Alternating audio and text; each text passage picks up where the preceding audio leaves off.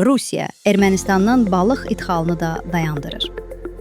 Az24 xəbər verir ki, bu barədə Rusiyanın Baytarlıq və Fitosanitar Nəzarət üzrə Federal Xidməti qərar qəbul edib. Bildirilib ki, mayın 21-dən 27-sinədək Ermənistanın balıq emalı müəssisələrində yoxlamalar aparılıb. Həmçinin alabalıq saxlama və yetişdirmə fermalarına baş çəkilib.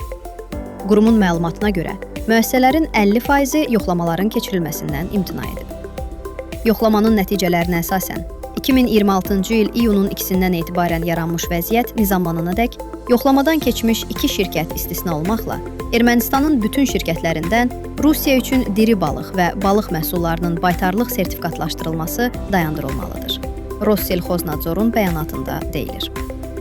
İcazə verilmiş 2 zavodun balıq məhsulları isə yalnız təhlükəsizlik göstəriciləri üzrə laborator monitorinqlərin keçirilməsi şərti ilə Rusiyaya idxal olunacaq.